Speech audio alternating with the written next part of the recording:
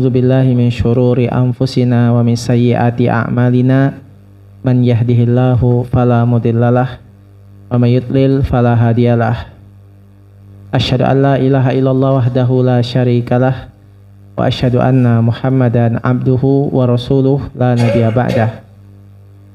Ya ayyuhalladzina amanu taqullaha haqqa tuqatih wa la tamutunna illa wa antum muslimun. Ya ayyuhalladzina amanu taqullaha wa qulu qawlan sadida yuslih lakum a'malakum wa yaghfir lakum dzunubakum wa may yuti'illaha wa rasulahu faqad faza fawzan 'azima. Amma ba'd, fa inna asdaqal hadithi kitabullah wa khairal huda huda Muhammadin sallallahu alaihi wasallam wa syarrul umuri muhdatsatuha. Para jamaah Masjidil Ikhwan azani Allah wa iyyakum jami'an. Alhamdulillah, kita bersyukur kepada Allah Subhanahu wa taala yang telah memberikan kita berbagai macam karunia dan nikmat-Nya. Di kesempatan malam hari ini kembali kita lanjutkan kajian kita dari kitab Taysirul Alam Syarah Umdatul Ahkam. Kita memasuki hadis yang ke-95, masih bahas tentang qiraah. Berkata mu'alif rahimahullah ta'ala, an Abi Qatadah al-Ansari radhiyallahu anhu.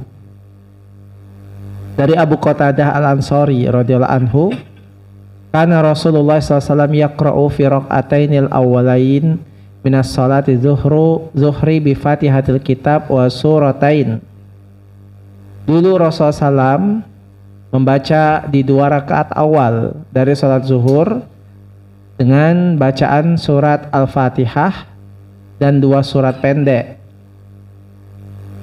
Yutawilul fil ula wa yukassiru fi thaniyah yusmi'unal ayah ahyanan. Di mana beliau memperpanjang di rakaat pertama, kemudian dipendekkan di rakaat kedua, dan sesekali beliau memperdengarkan ayat yang beliau baca sehingga kedengaran oleh jamaah. Wa kana yaqra'u fil asri bi Fatihatil Kitab wa suratain. Begitu juga untuk salat asar, Rasulullah SAW membaca surat Al-Fatihah dan 2 surat pendek. Yutawilu fil ula wa yukassiru fi thaniyah. Beliau memanjangkan rakaat pertama dan memendekkan di rakaat kedua dari salat asar. Kemudian wa fi raq'atainil ukhratain bi ummil kitab wa kana yutawwilul firqatil ula wa fi salati subhi wa yukassiru fi saniyah. Kata beliau, dan di 2 rakaat ya yang lain ya beliau membaca surat Al-Fatihah juga ummul kitab, yaitu salat subuh. Di sini dikatakan beliau memperpanjang bacaan di rakaat pertama salat subuh dan memperpendeknya di rakaat kedua. Dan di sini para sekalian menunjukkan dalil bahwasanya sifat dari salat Nabi itu rakaat awal itu lebih panjang dari rakaat kedua. Jangan kebalik, yang pertama pendek, yang kedua panjang. Enggak, tapi yang pertama lebih panjang dari yang kedua karena ada hikmah ya di balik itu semua ya yang akan disebutkan oleh mu'alif rahimahullah. Baik, beliau mengatakan makna ijmali, makna secara global dari hadis ini. Karena Nabi SAW yura'i fi salatihi al-maslaha al-amah lil musallina. Nabi SAW ketika sholat beliau memperhatikan maslahat secara umum bagi para musallin, bagi para jamaah sholat. Idza kana min adiyatihi an yaqra' ba'da suratil Fatihah ghairaha minal Qur'an fi raq'atainil awwalain min salati zuhri wal asr. Kata beliau, oleh karena biasanya beliau membaca surat Al-Fatihah dan surat yang lain selain Al-Fatihah di 2 rakaat yang pertama dari salat zuhur dan salat asar. Jadi sifat sholat zuhur dan asarnya Rasul, beliau pada rakaat pertama baca Al-Fatihah dan surat pendek, lebih panjang daripada rakaat kedua. Rakaat kedua beliau membaca surat Al-Fatihah kemudian surat pendek yang lebih pendek dari rakaat pertama. Dan ketika rakaat ketiga dan keempat cukup membaca Al-Fatihah saja, tidak ada surat pendek. Nah, ini sebagaimana yang kita sudah pelajari sejak dulu, kayak gini modelnya. Ya, sholat zuhur dan asar itu cuma ada pada rakaat 1, 2 saja yang ada surat pendeknya. Nanti ketiga dan keempat tidak perlu, cukup surat Al-Fatihah saja. Beliau mengatakan ya, di rakaat pertama Rasulullah SAW itu lebih panjang bacaannya dibandingkan rakaat kedua. Likaunin nas fi awal ibadat ansyad. Karena biasanya orang lebih semangat ya di rakaat pertama. Ya, rakaat pertama itu orang lebih semangat. Jadi kalau dia panjang itu, lebih panjang itu nggak begitu mengganggu. Biasanya orang kalau awal-awal lebih semangat daripada yang kedua, ketiga, keempat semakin capek. Jadi yang panjang itu yang awal. Wa fi raka'atainil ukhrayain yaktasiru 'alal Fatihah. Kemudian pada 2 rakaat terakhir yaitu 3 dan 4 beliau menyingkat sholatnya, cukup baca Al-Fatihah saja. Ya, zuhur dan asar itu 4 rakaat. Ya, di antara hikmahnya Rasulullah SAW memendekkan rakaat 3 dan keempat, yaitu tidak perlu membaca surat pendek. Kenapa? Khasyatas sa'am wal malal minal musallina li hadil hikmah. Khawatir nanti dia jadi bosan, ya, jadi capek, ya. Para orang-orang yang sholat itu jadi capek dan bosan kalau ternyata rakaat 3 dan keempatnya panjang juga kayak rakaat pertama dan kedua. Nah, ini diantara hikmahnya yang disebutkan oleh mu'alif, dikhawatirkan capek, bosan. Ya, kalau misalnya semua rakaatnya itu panjang. Yang secara psikologis juga kita ini pinginnya biasanya semakin di finish itu semakin singkat, bukan semakin panjang. Ya, pada umumnya masyarakat. Beda kalau seandainya kasusnya orang-orang yang imannya kuat, justru senang yang panjang-panjang. Tapi kita perhatikan lagi, agama ini dibangun untuk maslahat umum, bukan cuma maslahat orang-orang yang senang sholat. Kita jadikan sholat itu 4 rakaat aja banyak tidak sanggup secara umum kaum muslimin, apalagi dibuat panjang-panjang. Nah, beda taraweh ya.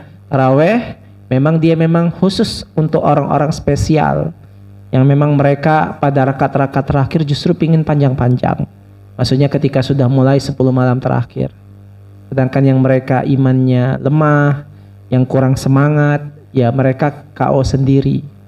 Nah, sedangkan yang wajib ini maslahatnya untuk umum. Kalau seandainya panjang, nanti orang bosan. Makanya dalam ibadah kewajiban itu, imam takmir itu memperhatikan maslahat jamaah secara umum, bukan memperhatikan maslahat dirinya sendiri atau orang-orang yang paling dianggap lebih semangat dalam ibadahnya. Berikutnya wa aidan liyudrikal mutahalifuna kulli shalah.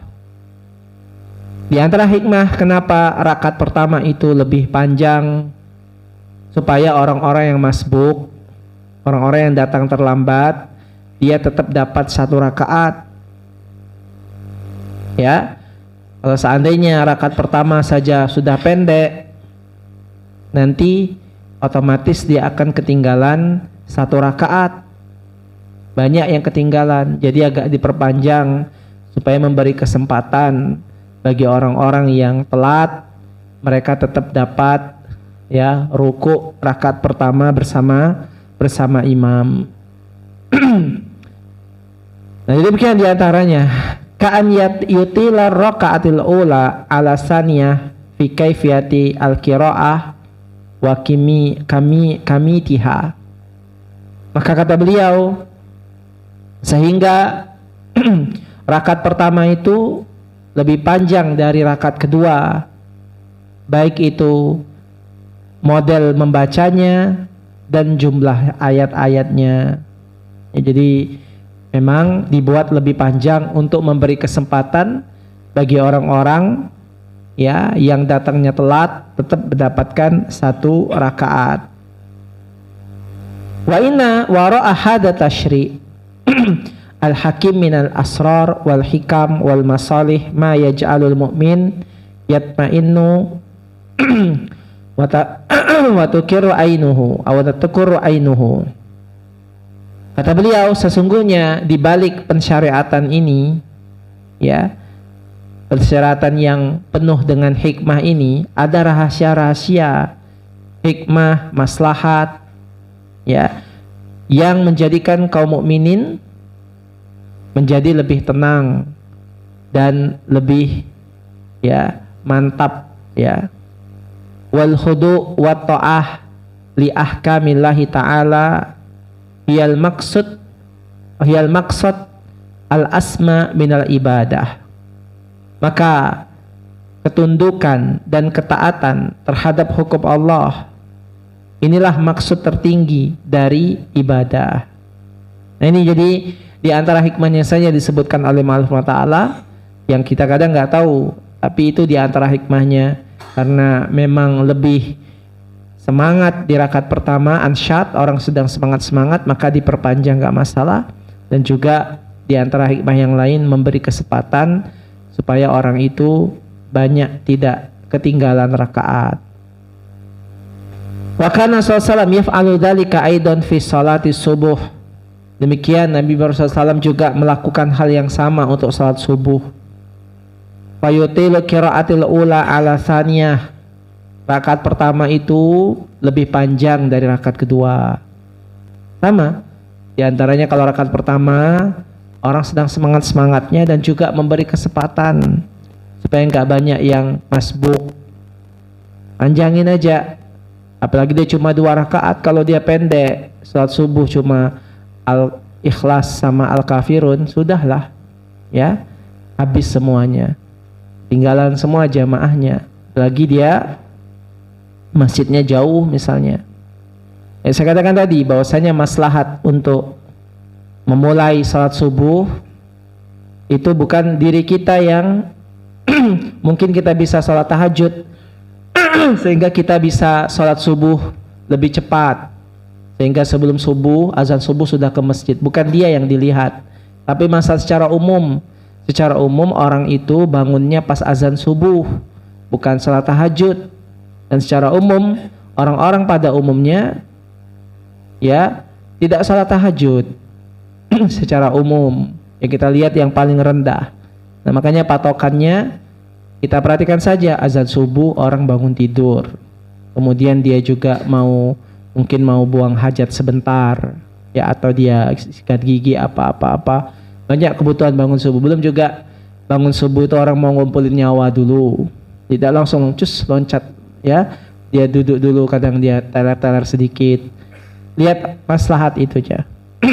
Sehingga subuh lebih harus paling diperhatikan maslahatnya ya dibandingkan sholat yang lain, baik pelaksanaan mulai iqamatnya dan juga surat yang dibaca itu lebih panjang, terutama di rakaat yang pertama. Baik, para sekalian, kata Allah Ta'ala, wa kana qira'atuhu fi zuhri wal asri sirran. Beliau membaca salat zuhur dan asar secara sir. Illa annahu qad yajharu bi ba'dil ayat ahyanan liya'lamu annahu yaqra'u fayaktadu bihi. Ya. Kecuali Rasulullah SAW terkadang agak dikerasin bacaan ayatnya. Ya, dikerasin, sebagiannya dia kerasin, misalnya dia baca surat Ad-Duha, misalnya dia agak dikerasin, ada bagian ayat-ayat yang beliau agak kerasin sehingga didengar oleh orang lain. Terkadang apa fungsinya? Ya, supaya orang tahu dia itu baca apa. Ya, dan juga hanya untuk ngasih tahu saja dia ini baca surat apa sih, sehingga dia bisa memperkirakan makmum itu ini panjang enggak berdirinya. Ya, jangan sampai nanti kalau misalnya makmumnya atau imamnya itu bacanya pendek, terlalu panjang misalnya, makmum udah selesai dulu, akhirnya nunggu lama belum ruku-ruku juga. Tapi kalau dia tahu, oh dia baca agak panjang, saya juga bisa baca yang panjang. Nah itu diantaranya. Jadi terkadang beliau agak keraskan, misalnya baca surah Ad-Duha, beliau misalnya ya, misalnya wa wajadaka dha, oh berarti dia sedang itu, kita bisa baca juga. Ya. Kemudian fayaktadu bihi, sehingga makmum itu bisa mengikutinya. Nah ini para sekalian subhanahu wa ta'ala. Jadi kaifiat sholat zuhur dan asar beliau walaupun sir, terkadang beliau agak keraskan sehingga kedengaran jamaah itu ya ini baca surat apa. Ya. Baik, ma yukhadhu minal hadisi minal ahkam. Apa yang bisa kita ambil faedah dari hukum dari hadis ini? Yang pertama, masyru'iyatul qiraah ba'dal Fatihah fi raq'ataini al-awwalain min salati zuhri wal asr. Disyariatkannya untuk membaca surat Al-Fatihah, membaca qiraah, membaca surat pendek sesudah Al-Fatihah di 2 rakaat yang pertama dari salat zuhur dan asar. Yang kedua, istihbabul iktisar al-Fatihah fi raq'ataini al-ukhrayain minhuma. Disunahkan untuk mempersingkat, ya, membaca Al-Fatihah saja di 2 rakaat terakhir. Ya, jadi kalau antum misalnya di rakaat ketiga, 4 membaca surat pendek juga, ini menyelisih sunnah. Ya, menyelisih sunnah. Yang sunnah gak baca apa-apa. Walaupun mungkin anggap baca, tapi kita lihat Rasulullah SAW saja. Wa khairul huda huda Rasulullah SAW. Jadi kita ini mengatakan baik atau tidak itu bukan berdasarkan kuantitas. Nah ini harus tahu. Baik dan buruk itu berdasarkan ittiba atau tidak. Walaupun kelihatan lebih sedikit.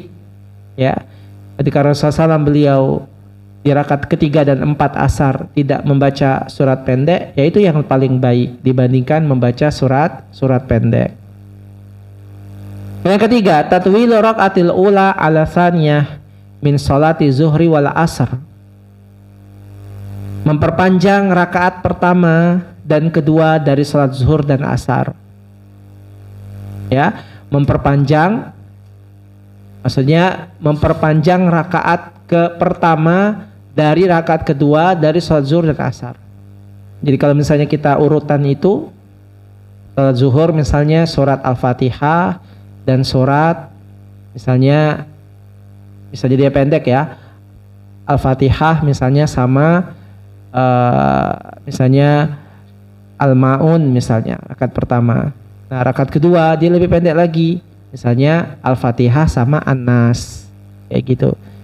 Yang pertama Al-Fatihah sama Al-Kafirun, yang kedua Al-Fatihah sama Al-Ikhlas. Nah gitu sunnah. Jadi jangan kebalik. Jangan kebalik. Kita lebih panjangkan yang kedua dari yang pertama. Dan yang paling bagus juga urutan surat itu berdasarkan urutan ayat itu yang paling bagus. Ya, jadi kalau misalnya antum rakaat pertama An-Nas, rakaat kedua Al-Falaq, boleh saja, tapi yang paling bagus rakaat pertamanya Al-Falaq, rakaat keduanya An-Nas. Kenapa?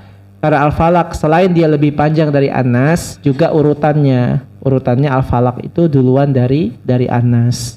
Ini contoh-contohnya. Kalau Al-Ikhlas pasangannya Al-Kafirun, Al-Ikhlas, karena Al-Ikhlas letaknya sesudah Al-Kafirun. Itu lebih bagus dibandingkan antum rakaat pertama An-Nas, rakaat kedua Al-Ikhlas. Ini kan da'rut. Ya, lebih bagus. Makanya Rasulullah SAW sering menggandengkan Al-Kafirun dengan Al-Ikhlas. Karena sesuai dengan urutan tata letak ayat. Nah, jadi seperti itu. Nah, yang berikutnya, yang keempat, istibabul israr bihataini as-salatain. Ya, disunahkan untuk membaca sir untuk dua salat ini, zuhur dan asar. Yang kelima, jawazu zahar bi ba'dil ayat wa khasatan liqasdi ta'lim. Yang kelima, bolehnya kita menjaharkan, agak mengeraskan bacaan sebagian ayat kita ketika sholat zuhur dan asar. Ya, terutama kalau maksudnya untuk taklim, untuk mengajar, untuk pembelajaran. Nah, makanya para sekalian, ya kalau kita misalnya sedang mengajar, ya walaupun sholat zuhur itu sir, misalnya kita sedang sholat sama anak kita misalnya, kita ada apa-apa, kerasin bacaan zuhurnya, sujudnya, rukuknya, surat pendeknya, walaupun dia sedang sholat zuhur dan asar, karena sedang ngajarin anaknya bacaan sholat, terutama yang akhwat. Nah, jadi seperti itu, boleh. Dan makanya ya sesuatu yang sir, hukum asalnya boleh dikeraskan ketika untuk pengajaran. Ini berlaku untuk apa saja. Seperti zikir bisa dikeraskan kalau untuk ngajarin kayak di sekolah-sekolah. Kenapa sekolahnya zikirnya kok pagi dan sore keras-keras? Bukannya sunnahnya sir. Nah, dia nggak tahu bahwasanya Rasulullah SAW banyak menjaharkan sesuatu yang sir gara-gara taklim. Banyak ya, kamu aja yang nggak tahu. Jadi jangan sampai dikatakan kok zikirnya keras-keras berjamaah, ya karena taklim. Ya, kalau misalnya untuk melihat di sekolah-sekolah zikir sesudah maghrib, sesudah sholatnya kok dipandu oleh ustadz, suaranya keras, itu taklim. Tapi setelah itu nggak ada. Ya, jadi untuk pengajaran tidak mengapa. Tapi yang keenam, istihbabu tatwili raqatil ula ala saniyah min sholati subuh.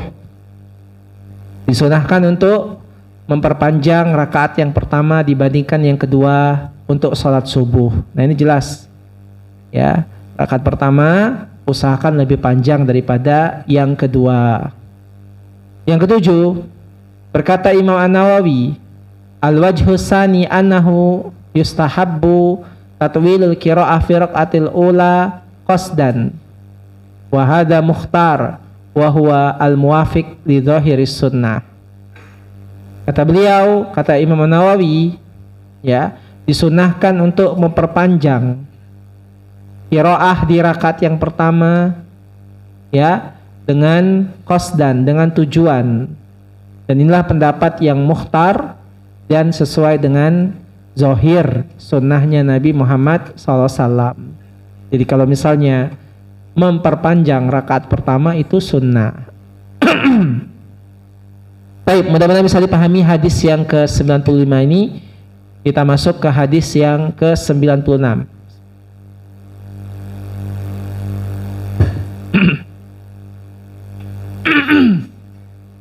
Ya, hadis yang ke-96 dari Jubair bin Mut'im radhiyallahu anhu.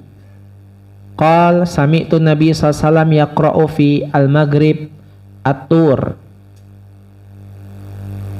Dari Jubair bin Mut'im radhiyallahu anhu, beliau mengatakan, aku mendengar Nabi Muhammad SAW membaca Al-Quran dalam surat maghrib surat Tur. Wah, panjang banget ini. Maghrib baca surat Tur. Nah, kenapa dijelaskan seperti ini? Ini menunjukkan bahwasanya ada masa-masanya Rasulullah SAW itu memperpanjang bacaan walaupun untuk maghrib. Pada umumnya beliau nggak panjang maghrib itu. Ya, apalagi misalnya masjidnya ada kajian, ya nggak usah panjang-panjang, ya karena orang ada kegiatan habis itu, ya.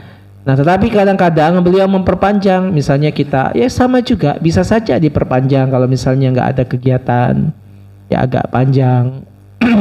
Nah, panjangnya Rasulullah SAW sholat maghrib ini sampai beliau membaca surat At-Tur Ini menunjukkan panjang banget, mungkin bisa selesainya sekitar 30 menit ya. Apalagi beliau lama rukuk sujudnya ya. Dan perlu diketahui juga untuk maghrib dan isya di sana itu di Timur Tengah beda dengan kita jaraknya. Kalau kita ini maghrib isya itu 1 jam. Kalau baca atur kayaknya terlalu panjang. Kalau di sana itu ada masa di mana jarak maghrib dan isya itu sampai 2 jam. Ya, ada terutama ketika di musim panas, musim dingin ya. Musim dingin kayaknya. Di musim dingin, di mana musim dingin itu ya malamnya lebih panjang daripada subuhnya. Kayaknya musim dingin. Baik, makna ijmali, makna secara global.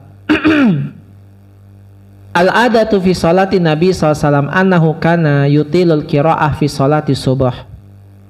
Biasanya Nabi SAW itu paling panjang bacaannya itu untuk salat subuh secara adatnya. Nah, saya bilang tadi, kalau mau agak panjang itu subuh, karena subuh itu 2 rakaat.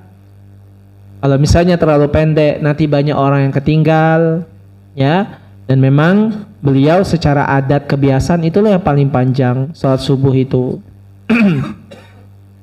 Wa yuksiruha fil maghrib, dan diantara kebiasaan Rasulullah SAW yang paling pendek bacaannya untuk yang jahar itu salat maghrib. Nah itu salat maghrib paling pendek secara kebiasaan. Wa yatawassatu fi ghairihima min salawatil khams. Sedangkan untuk salat selain maghrib dan subuh, beliau pertengahan, nggak terlalu panjang dan tidak terlalu pendek. Nah, maghrib itu paling pendek secara adat. Nah, tapi di sini ada hadis yang ingin menjelaskan kepada kita sisi lain dari salat maghrib, sehingga untuk menjadi pelajaran bagi kita, sesuatu yang kebiasaan beliau bisa sesekali seperti itu, ya sesekali agak panjang. Dan ini banyak dipraktekkan Rasul, dipraktekkan oleh sahabat. Sesuatu yang takutnya dianggap kayak gitu terus, maka dikasih contoh yang lain supaya orang tahu itu cuma sunnah. Ya bisa juga sekali seperti ini, bisa juga sekali seperti itu. Baik, Pak Fitrahullah, beliau mengatakan walakinnahu qad yatrukul ada fayuksiru ma haqquhu tatwili bayanil jawas. Akan tetapi beliau terkadang meninggalkan kebiasaan ya, di mana beliau memperpanjang salat maghrib untuk menjelaskan kepada kita bolehnya hal tersebut. Wali aghradi ukhra, dan tujuan-tujuan yang lain. Kama fi hadzal hadis min annahu qara'a fi salatil maghrib bi suratit tur wa hiya min tawalil mufassal. Ya, sebagaimana hadis ini beliau membaca surat At-Tur yang merupakan surat yang sangat panjang ya, yang jarang dipakai untuk maghrib surat ini, tapi beliau bisa melakukannya sesekali. Baik, mayuhadu minal hadis. Langsung kita bahas apa faedah yang bisa kita ambil dari hadis ini. Yang pertama, anal masyru' wal jahru fi salatil maghrib. Sesungguhnya disyariatkan untuk mengeraskan salat maghrib. Faedah yang kedua, jawazu italatil qiraati fiha. Faedah yang kedua adalah bolehnya ya sesekali memperpanjang salat maghrib dengan bacaan yang panjang ya, sesekali ketika memang dibutuhkan. Jadi demikian terus sekalian, hadis ini yang menjelaskan kita kaifiat salat maghribnya Rasulullah SAW, bagaimana sisi panjang dan pendeknya bacaan beliau. Baik, selesai hadis yang ke-96. Sekarang kita masuk hadis as-sabi' wa tis'un, hadis yang ke-97.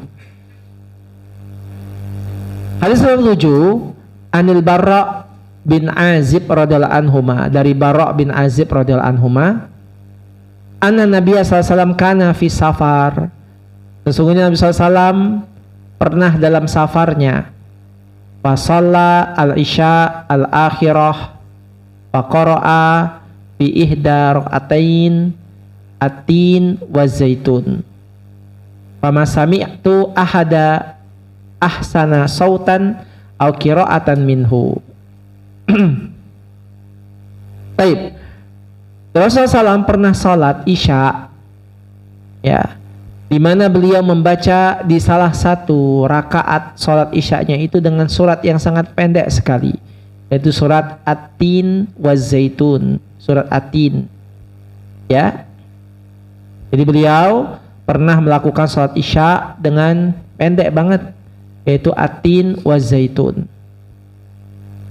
Mama Sami itu, kata beliau, kata Bara' bin Azib, aku tidak pernah mendengar seorang pun yang lebih bagus suaranya dan lebih indah bacaannya dibandingkan Rasul Sallallahu Alaihi Wasallam. Jadi beliau itu bacaannya sangat indah, Rasul itu. Ya, makanya ya paling nikmat sholat di belakang beliau. Kalau orang munafik saja yang nggak ngerasain, ya kita bisa bayangkan bagaimana indahnya. Kita di belakang qori yang indah aja, Masya Allah, apalagi di belakang beliau. Lalu kita bahas makna ijmali, makna global hadis ini. Suratin min kisaril mufassal allati taqra'u fi salatil maghrib. Suratin At-Tini wa Zaitun, ini surat yang pendek, biasanya dibaca di salat maghrib oleh beliau. At-Tini wa Zaitun, ya. Jadi beliau surat maghribnya pendek biasanya, gak banyak panjang. Dan Rasulullah SAW itu pada maghrib biasa ada taklim juga kayak kita, ya, dengan sahabat. Beliau kadang isyanya agak dimundurin, karena memang isya dibolehkan untuk dimundurin. Harus diketahui itu, ya, karena beliau ada taklim. Rasulullah SAW juga pernah ngadain daurah juga, ya. Daurah modelnya itu bersambung kajiannya. Apalagi pas beliau lagi ngisahin tentang kisah Dajjal, itu panjang banget, bersambung. Nanti dari ba'da subuh sampai terang, istirahat sebentar, nanti lanjut lagi ba'da zuhur, ya, kisah-kisah, sehingga sahabat paling seneng kalau dengar Rasulullah SAW berkisah. Nah, itu kayak daurah modelnya. Jadi dalam berapa hari saja model kayak gitu. Nah, jadi beliau ketika maghrib beliau menyingkatnya, ya, yaitu salat At-Tini wa Zaitun. Wa qad qara'a biha Nabi sallallahu alaihi salatil Isya, tapi beliau pernah membaca surat ini di salat Isyanya. Kenapa beliau membaca surat ini pendek banget? Li'annahu kana fi safar, karena beliau sedang safar. Wasafar yura'i fihi at-takhfif wa tahsil li masyaqqati wa ina'ihi. Di antara sifat safar, kalau udah safar itu hendaklah dia meringankan, mempermudah dalam bacaan, karena safar itu banyak dengan masyaqqah, banyak kesulitan. Kalau lagi safar, yang bagusnya justru dikosor. Kalau antum tidak kosor berarti tidak bagus. Boleh, tapi ditanya yang afdal mana, justru dikosor. Karena itu hadiah. Allah senang kita mengambil hadiah, walaupun kita merasa bisa kok tidak dikosor. Kecuali kita berjamaah dengan masjid yang mukim, ya. Nah, ketika dia zuhur misalnya, sholat berjamaah dengan mukim, habis itu langsung dikosor dengan asar, itu lebih afdal. Jangan dia nanti, bisa kok nanti di jalan lagi, nanti aku bisa sholat asar lagi. Tidak bagus. Kenapa tidak bagus? Antum tidak tahu apa terjadi nanti setelah itu di perjalanan, kesulitan. Tapi aku naik pesawat loh, justru naik pesawat lebih ngeri lagi, nanti bisa delay, bisa cuaca buruk, tidak tahunya malah pesawatnya muter-muter, habis akhirnya antum ketinggalan sholat asar. Ada orang kayak gitu. Pas kita ajak sholat zuhur, langsung aja dijamak dengan asar. Nanti kan asar bisa nyampe Bangka, kata dia. Padahal sudah dikasih kemudahan untuk dikosor, tapi tidak mau. Akhirnya pesawatnya muter-muter di langit, malah transit ke Palembang. Ya, Palembang malah nggak bisa turun lagi. Kirain bisa turun dulu, entah makan pempek sebentar. Datang nunggu di situ. Saya juga ikut di situ. Belum sholat. Akhirnya mau sampai maghrib. Nah, kan itulah Saya bilang tadi, bahwasanya safar itu dituntut untuk kita permudah semuanya. Walaupun kita merasa nanti bisa, kita saja jamak qashar, bahkan itu lebih bagus. Jangan keyeye ketika safar malah lengkap, ketika normal malah males-males. Nah itu kan namanya keyeye, ya. Bagus itu keyeye ya. Bagus itu ya kalau pas lagi itu tuh ambil rukhsah. Ya, itu yang Allah senangi. Nah, para sekalian, jadi Rasulullah SAW itu ya mengambil takhfif wa tashil dalam safar.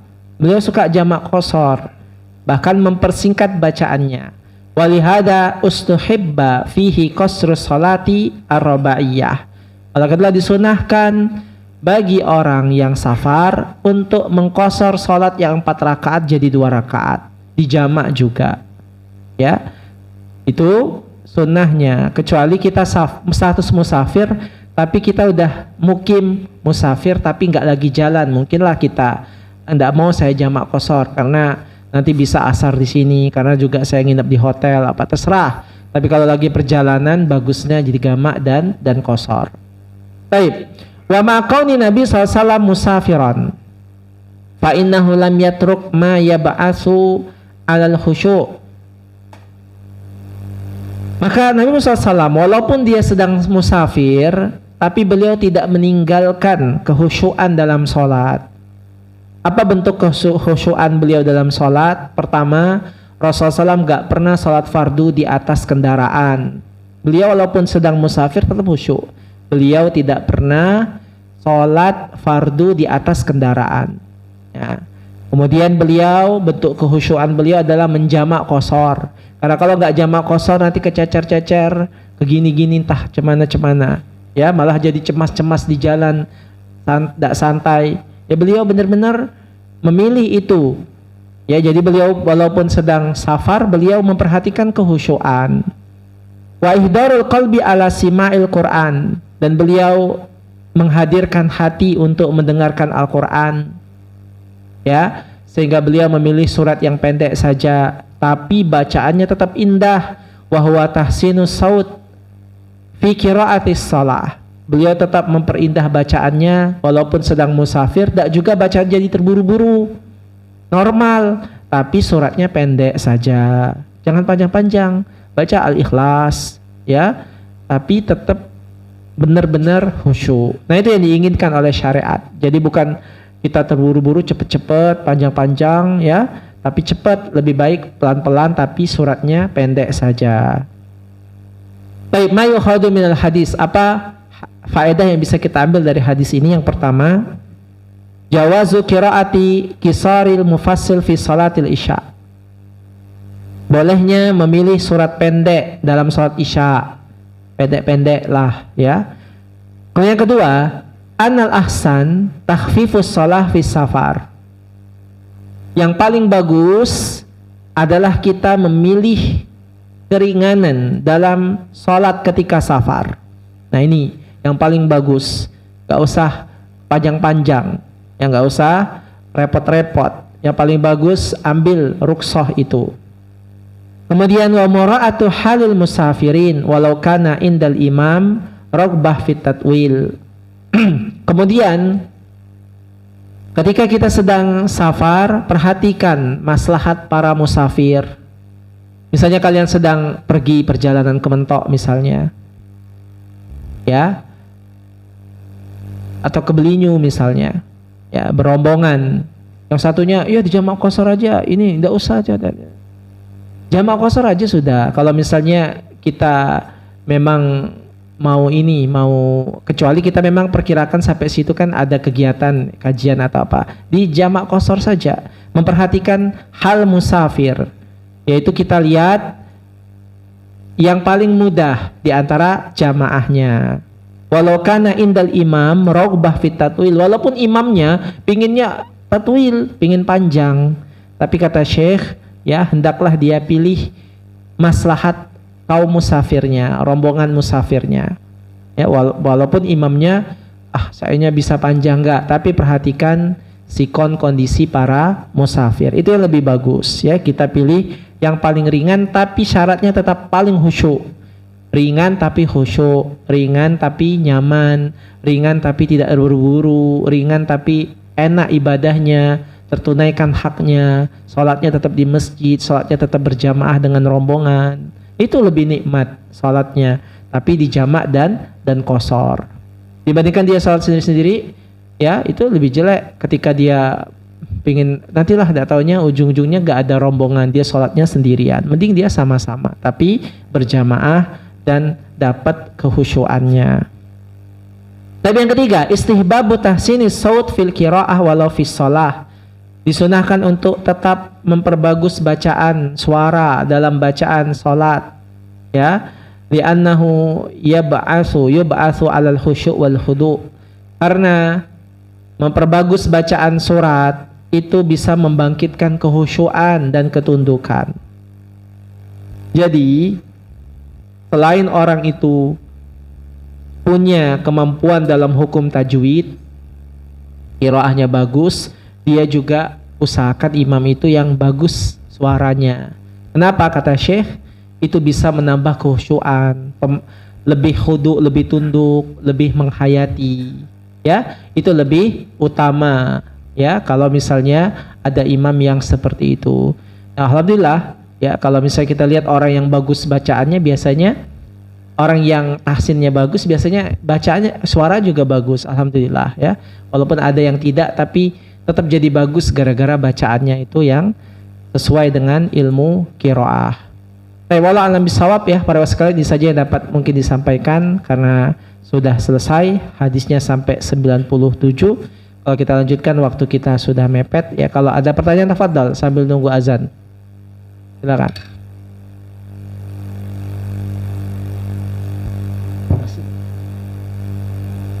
Ya, silakan.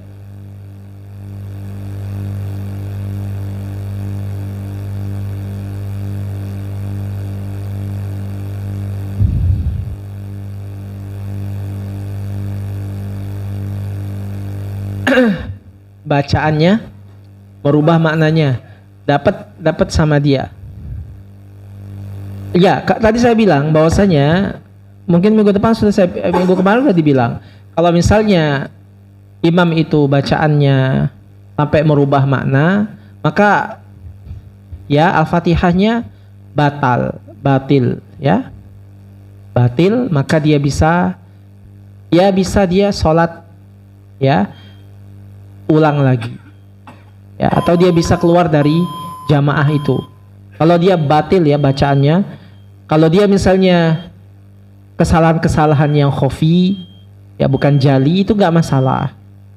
Ya, kalau misalnya imamnya itu bacaannya masih standar-standar, ada ini, itu nggak masalah. Tapi yang dia jali, ya kesalahan yang besar itu, ya sampai merubah makna, merubah harokat, merubah semua, banyak yang dia ubah. Nah, jadi, tapi harus dipastikan benar kesalahannya itu jali apa khafi, besar apa kecil. Kalau misalnya cuma duga-dugaan kita saja, yang kita sendiri juga belum tentu juga benar bacaannya, ya nggak masalah. Kadang kita bilang ini salah-salah, kita juga salah-salah. Ya udah sama aja, sama-sama salah-salah. Ya, makanya habis itu cari yang imamnya yang bacaannya lebih bagus. Kalau memang kita ingin sempurna. Ya, ini saja. Wassalamualaikum warahmatullahi wabarakatuh.